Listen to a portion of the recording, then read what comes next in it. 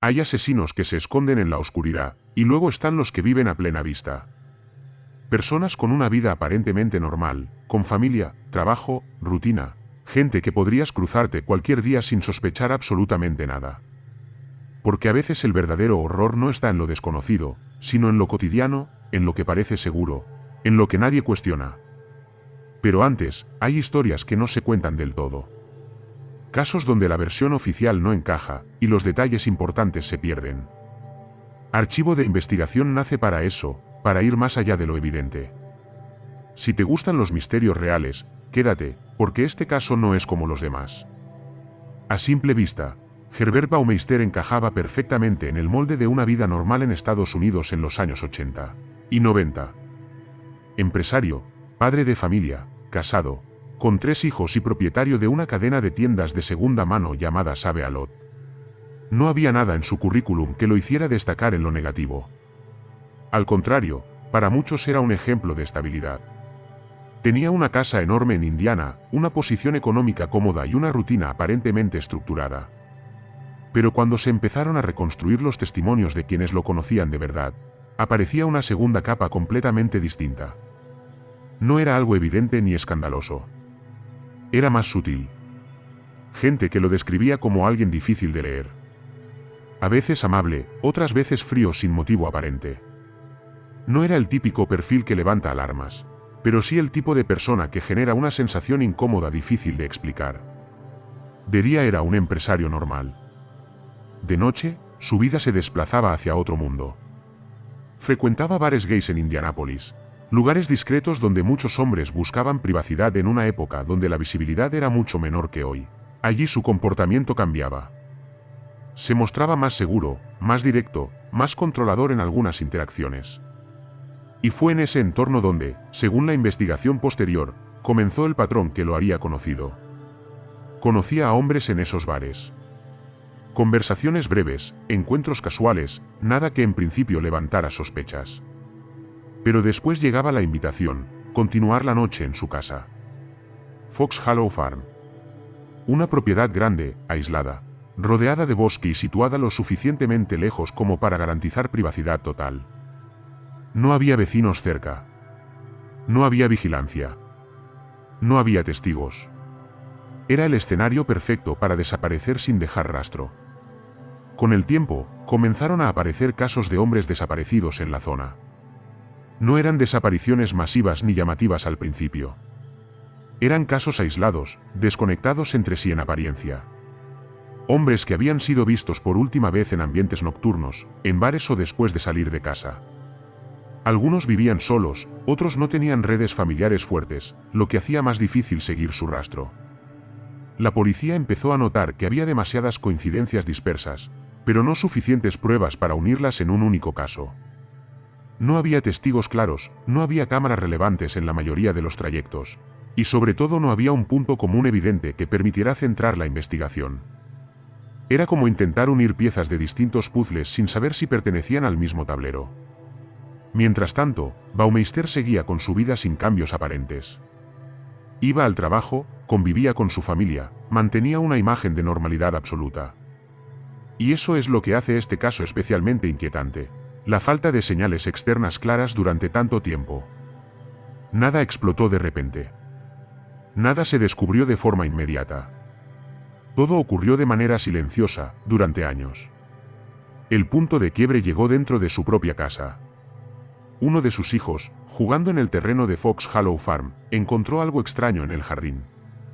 Al principio no parecía importante. Era pequeño, sucio, parcialmente enterrado. Pero al observarlo mejor, la familia empezó a sospechar que no era algo común. Era un hueso. La reacción inicial fue intentar buscar una explicación lógica. Animales, restos antiguos, cualquier posibilidad que evitara pensar en algo peor. Pero esa explicación dejó de ser válida cuando aparecieron más restos en diferentes partes de la propiedad. No era un hallazgo aislado. Era repetido. Y lo más inquietante es que algunos de esos restos eran claramente humanos. La esposa de Baumeister empezó a conectar detalles que antes parecían simples rarezas. Su comportamiento, sus ausencias, el hecho de que evitara ciertas conversaciones. la forma en la que reaccionaba cuando alguien mostraba curiosidad por la propiedad. La inquietud creció hasta que ya no pudo ignorarla y decidió contactar con las autoridades. Cuando la policía llegó a Fox Hollow Farm, lo que encontraron no fue algo puntual ni limitado. Fue una escena que se extendía por toda la propiedad. Durante las excavaciones iniciales aparecieron fragmentos óseos en distintas zonas del terreno. Algunos estaban cerca de la superficie, otros enterrados más profundamente. Algunos mostraban signos de haber sido movidos, dispersados o alterados con el tiempo. Lo más perturbador no era solo la presencia de restos humanos, sino la cantidad de ellos y la distribución en la propiedad. No parecía un único evento aislado. Todo apuntaba a una actividad repetida durante años. Cada nueva búsqueda ampliaba la magnitud del caso. Cada excavación abría una posibilidad más oscura que la anterior. En ese momento, la investigación dejó de ser una simple sospecha. Se convirtió en un caso de gran escala. Pero justo cuando la presión empezaba a aumentar, Baumeister desapareció. No fue una desaparición lenta ni planificada públicamente. Simplemente dejó de estar. Abandonó su entorno, cruzó la frontera hacia Canadá y se mantuvo fuera del radar durante unos días. La policía aún no había conseguido avanzar lo suficiente como para detenerlo, pero ya era el principal sospechoso. Poco después, su cuerpo fue encontrado en un parque remoto. Había muerto por suicidio. No hubo confrontación final. No hubo arresto. No hubo juicio. Solo una huida que terminó en silencio. Junto a él dejaron una nota, pero no era una confesión. No explicaba lo ocurrido en Fox Hollow Farm ni hacía referencia directa a las víctimas. Era un texto centrado en su vida personal, en su estado emocional, en sus problemas internos. Un cierre incompleto para una historia que claramente no estaba resuelta. La investigación continuó sin él. Y lo que vino después fue aún más inquietante. Los forenses pasaron años analizando los restos encontrados en la propiedad. Algunos pudieron ser identificados gracias a avances posteriores, otros siguen sin nombre hasta hoy. La cifra exacta de víctimas nunca se pudo determinar con certeza, pero las estimaciones hablan de al menos una veintena. Sin embargo, los investigadores siempre han dejado abierta la posibilidad de que haya más. Porque Fox Hollow Farm no entregó todas sus respuestas. Parte del terreno nunca pudo ser excavado completamente en su momento. Y parte de los desaparecidos en la región nunca pudieron ser conectados de forma definitiva con el caso. Con el paso del tiempo, la imagen de Baumeister se volvió aún más inquietante. No por lo que decía la investigación únicamente, sino por lo que no decía. Por lo que faltaba. Por los huecos.